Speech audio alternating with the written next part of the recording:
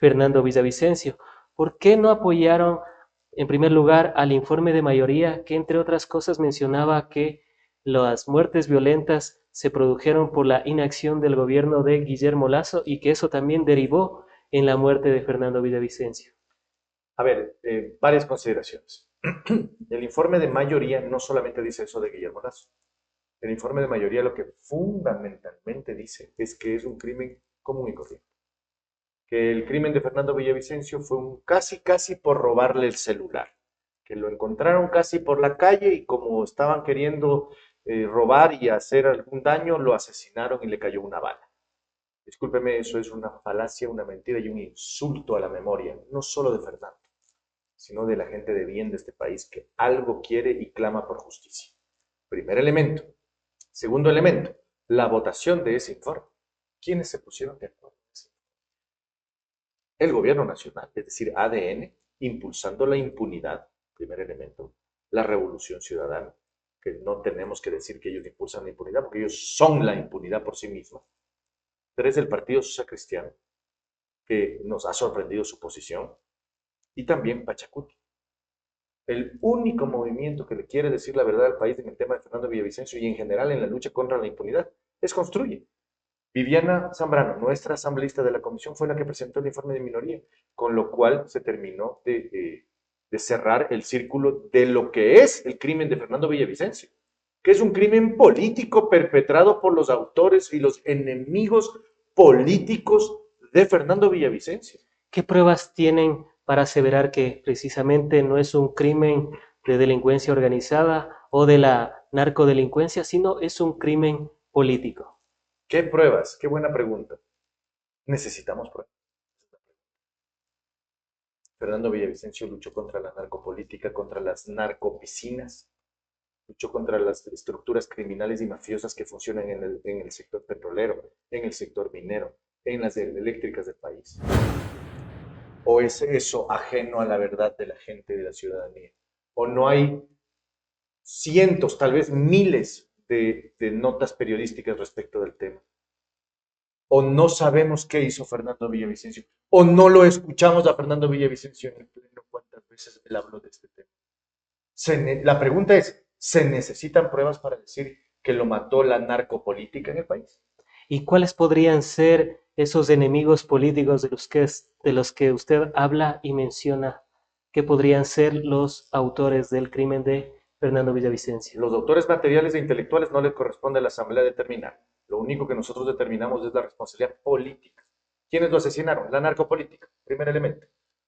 Esa foto famosa de la piscina, de la banda de los tetones, primer elemento. Segundo elemento, las mafias de este país, eléctricas, mineras, en contratación pública, petroleras, todas confabuladas con intereses unificados. Pero no es muy La ambiguo. narcopolítica. Ahí hay incluso Fernando Villavicencio, meses antes de fallecer, puso una denuncia contra 5 asambleístas. ¿De dónde vienen y quiénes son? Aquí está. No necesitamos ni siquiera establecer una relación. Allí están a viva vista de toda la ciudadanía. Esa es la verdad. Se considera también dentro de este informe de minoría lo que han dicho las hijas de Fernando Villavicencio, especialmente Amanda Villavicencio. ¿Han conversado con ella? Claro que sí. ¿Qué les han dicho? Amanda Villavicencio creo yo que es una persona que tiene muy clara la película respecto del asesinato de su padre. Creo que sabe la verdad de lo que está sucediendo, sabe quiénes finalmente son quienes se beneficiaron del asesinato de Fernando.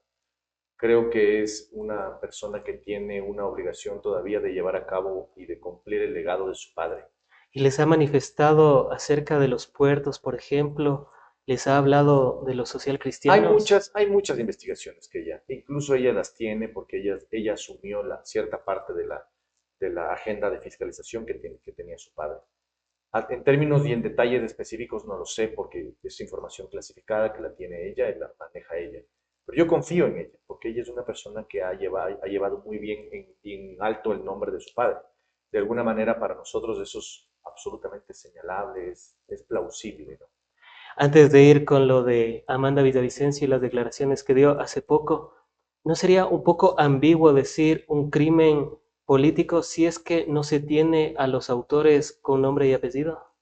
O sea, No. desde ustedes, desde Construye. A ver, no, ahí hay que explicar a la ciudadanía un par de cosas. La responsabilidad penal no le corresponde a los asambleístas determinar. ¿Qué determina, más dicho, qué tiene que ver con la responsabilidad penal? La autoría material y la autoría intelectual. Autoría material, quien efectivamente cometió el delito materialmente, lo practicó. Y quien lo pensó, lo planificó, el autor intelectual, para efectivamente llegar a ese efecto. Eso es respecto de la responsabilidad penal, eso no nos corresponde a nosotros.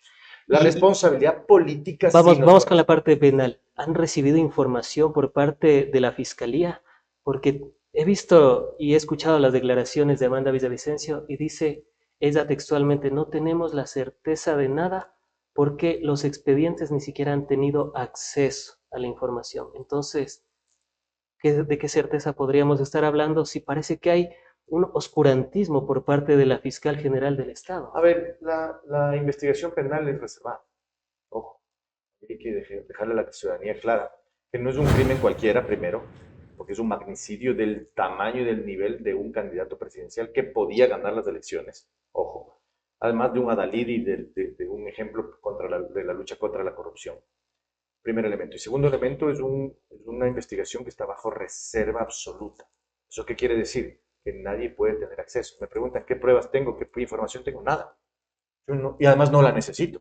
Finalmente yo soy asambleísta y mi responsabilidad No es tengo respecto pruebas, de pero la... tampoco tengo dudas, dirían algunas Exacto. personas. No, más bien dicho, es que las pruebas están allí.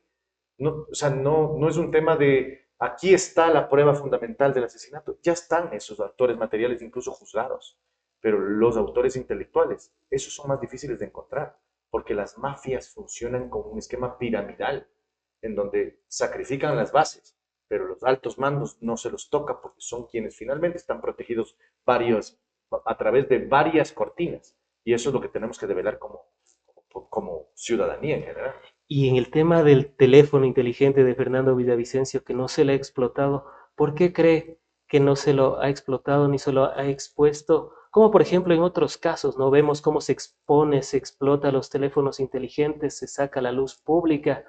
No sé si somos el único país en el mundo en hacer eso, pero no sé si está bien, no sé si está mal desde su perspectiva. Pero ¿por qué no se le explota el teléfono de A Fernando ver, Villavicencio? yo no podría dar esa conclusión. Yo no sé si se le está explotando o no se le está explotando. La indagación y la investigación es reservada, precisamente para evitar que existan este tipo de elucubraciones, ¿no? De si se lo hizo, si no se lo hizo, por qué se lo hizo, por qué no se lo hizo. Como en el caso Precisamente, Metástasis, tal en vez. general, cualquier caso, Porque el todos caso los casos, Metástasis se supone que era reservado y salió a la luz pública los no, el chats. caso Metástasis no era reservado. De hecho, el caso del asesinato de Fernando Villavicencio tiene doble reserva. Es un caso que tiene doble reserva. El caso Metástasis no tenía reserva, excepto en la indagación. Cuando ya se formulan cargos es público para cualquiera, así como cualquier caso. Ahora, repito, ¿cuál es el tema verdaderamente aquí? Es determinar con claridad cuál es el autor material e intelectual. Y eso le corresponde a la Fiscalía en los términos y bajo la norma que rige la Fiscalía. La reserva, la contradicción correcta y el ejercicio del debido proceso para todos, el derecho a la defensa, etc. Eso tendremos que esperar hasta ver la formulación de cargos que presenta Fiscalía respecto de los autores intelectuales, que eso es lo que todavía debe. A la larga, nosotros solamente somos espectadores y mantenemos una distancia saludable con la investigación penal. Tenemos preparado un video precisamente de las declaraciones de Amanda Villavicencio, quien, entre otras cosas, manifestaba el tema de los puertos hasta que le coloquemos la intervención de ella. ¿Usted qué es lo que ha sabido del tema de los puertos, de lo que está Allí pasando me en el parece que Ecuador? hay varias líneas de investigación, no solamente a nivel político, digamos, por parte de la clase política. ¿Pero qué es lo que está pasando en los puertos del Ecuador? Hacia ciencia cierta no lo sé, pero yo sé que hay muchas denuncias vinculadas a mafias que funcionan en los puertos, sobre todo Entonces el no puerto de conocía. Contecón, que lo ha dicho el propio Fernando Villavicencio. Ah, perfecto. Vamos a colocarlo el video. Tres cosas. La primera es esta frase potente que me lleva a esta conclusión. Dice, el Fernando dice, no existe narcotráfico sin poder político. La segunda, la narcopolítica es un cáncer que tiene totalmente podridas las instituciones estatales, la justicia y las papeletas.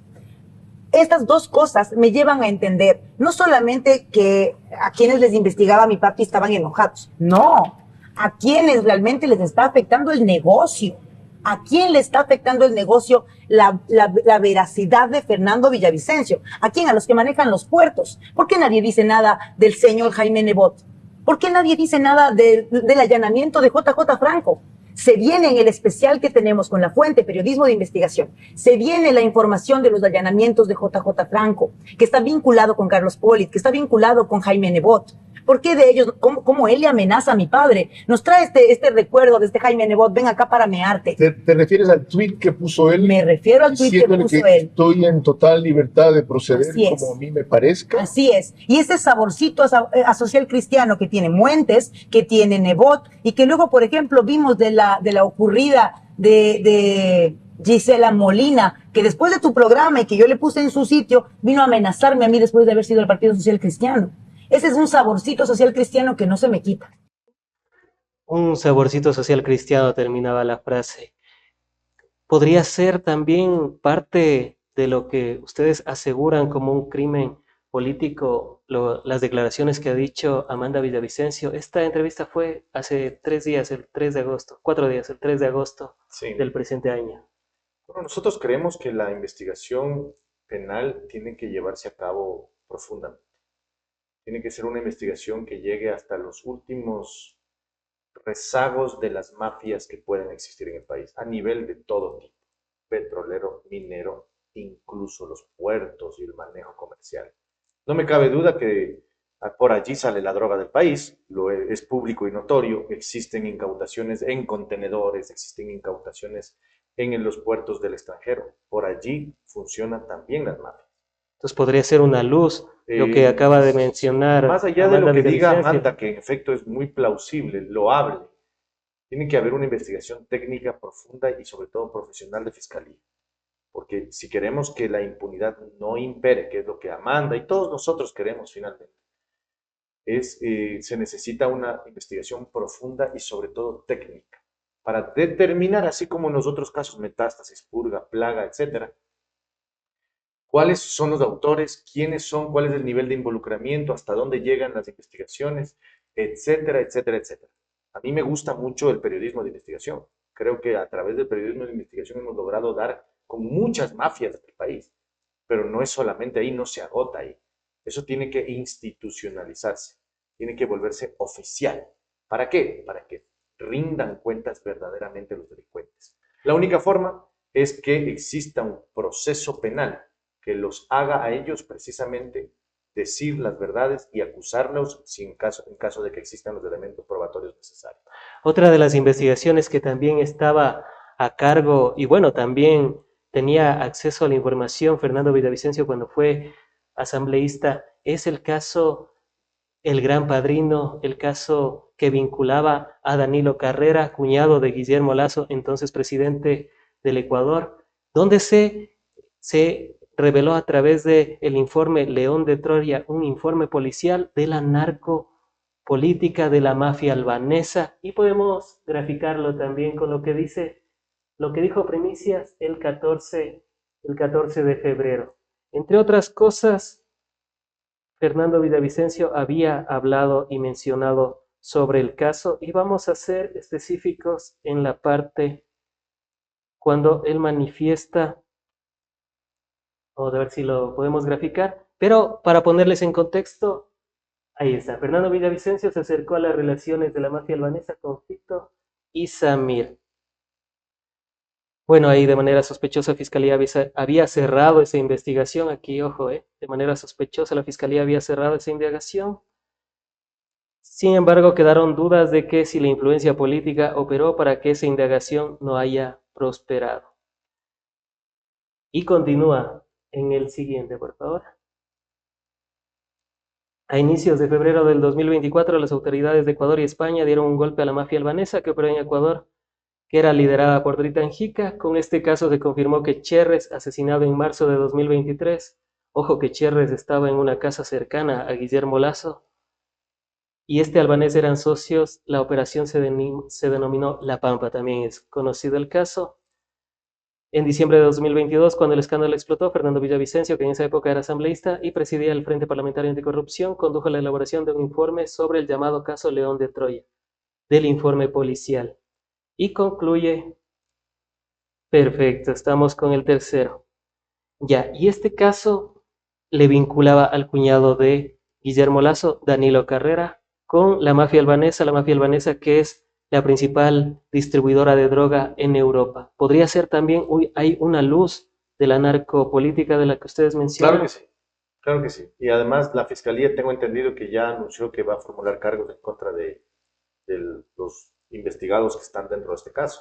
Pero solo por delincuencia organizada. Han obviado todavía el tema de la narcodelincuencia A ver, o narcopolítica. la narcodelincuencia, no hay un delito de la narcodelincuencia, De narcotráfico. el narcotráfico. Tal vez no tengan pruebas para el narcotráfico, pero sí para el crimen organizado. Es decir, eso ya es un tema de técnica jurídica. Habrá que ver qué opinión tiene la Fiscalía. Pero el hecho de que se anuncie que efectivamente se formulará cargos y se va a llevar al banquillo de los acusados a los investigados, ya de por sí es, en efecto, una clara muestra de la lucha contra la impunidad.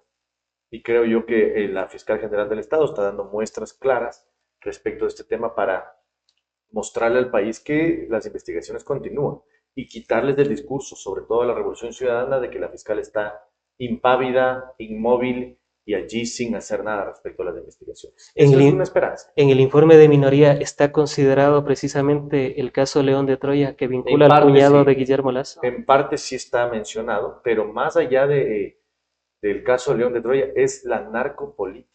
O sea, la vinculación. En el informe de minoría de Fernando Villavicencio está considerándose el elemento integral, el análisis integral, no como lo hace el informe de mayoría, que lo que está queriendo hacer es desviar la atención, eliminar allí los elefantes tan gigantes que existen en la habitación. Justamente por eso le conectaba los dos temas. El tema que dijo Amanda Villavicencio sobre los puertos. ¿Por qué de los puertos? Porque justamente desde la época de Guillermo Lazo se aumentaron los cupos de exportación de banano.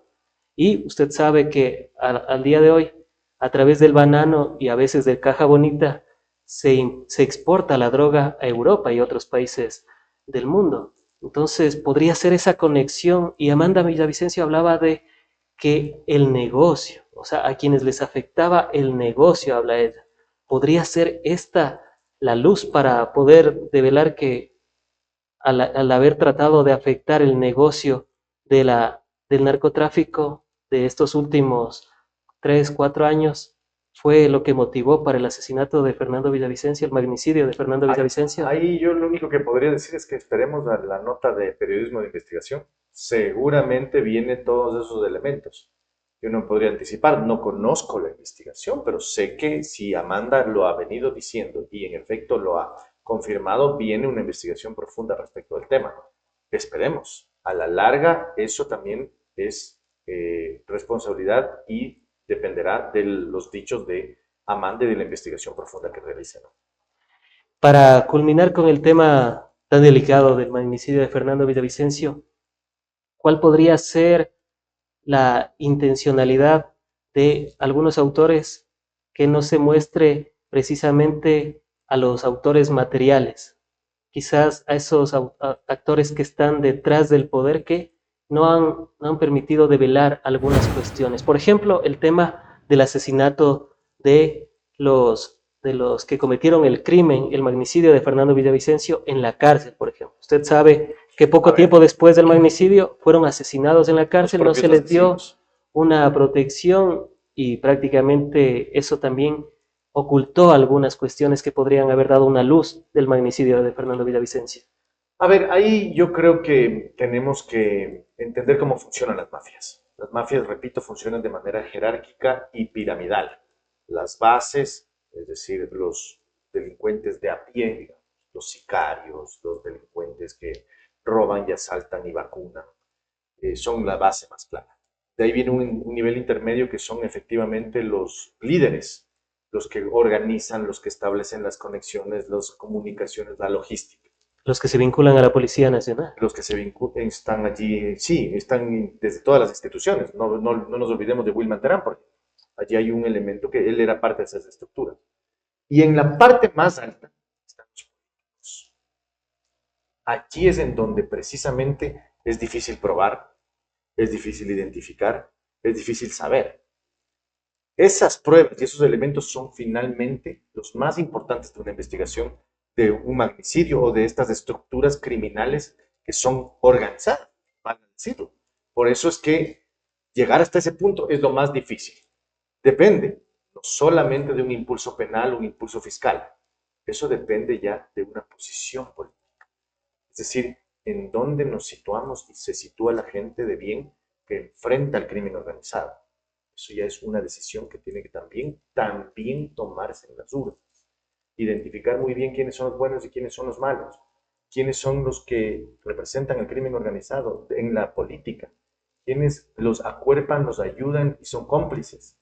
Quiénes funcionan y son útiles para sí.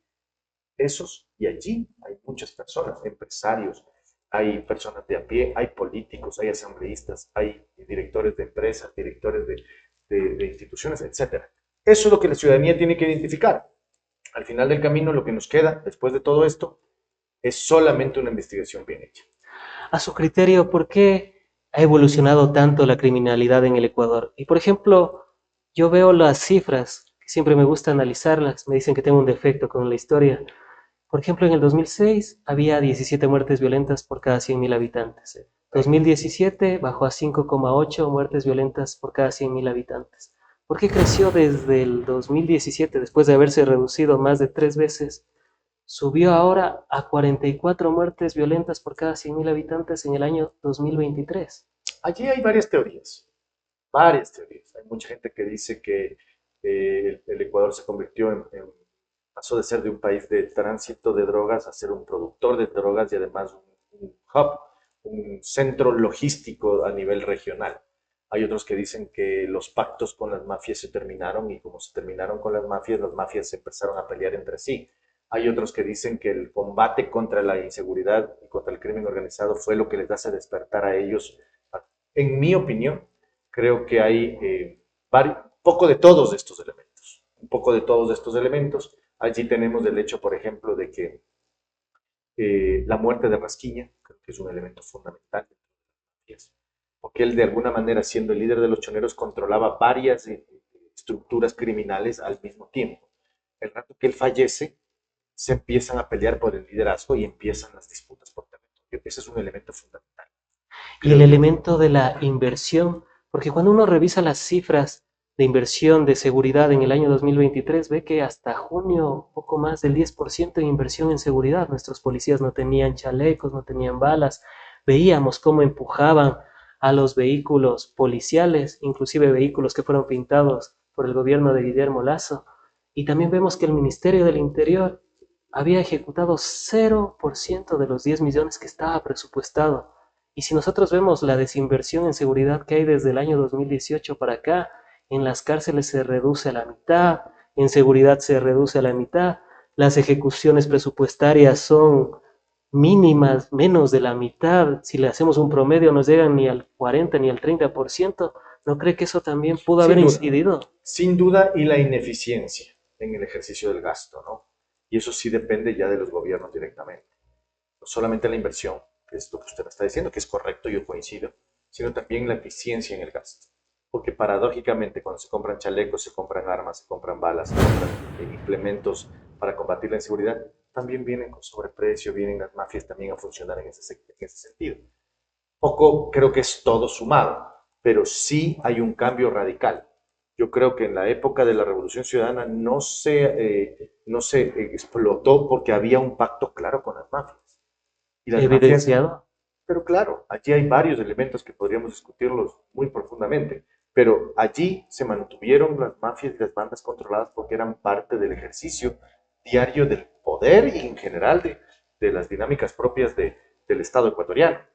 Y luego, claro, una vez que existe el divorcio con las mafias, ellas empiezan a exacerbar, hay el asesinato de Rasquiña y luego vino todo lo demás, ¿no? Sumado a la ineficiencia, a la falta de inversión y a la falta de claridad y de eficiencia en los ministros.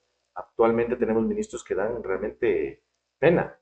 Pero ¿hay alguna prueba de eso? Porque los que sí vimos sentados con las bandas ya de narcodelincuencia fue, por ejemplo, el gobierno de Guillermo Lasso, que reconoció que uno de sus delegados se había sentado con algunos de estos mafiosos, pero de la Revolución Ciudadana se tiene claro de algún mafioso así? Perdóname, pero nos olvidamos de Ronnie Aliaga como parte de la narcopiscina y Jordán y todos ellos involucrados en la Pero en ese tiempo narcopiscina. no era delincuencia común como eran los Latin Kings. Perdóname, si esa foto es del 2000, si no me equivoco, 2018. Me refiero a la época por periodos, ¿no? Porque cada uno De acuerdo, es un pero periodo diferente. esa es la expresión verdadera.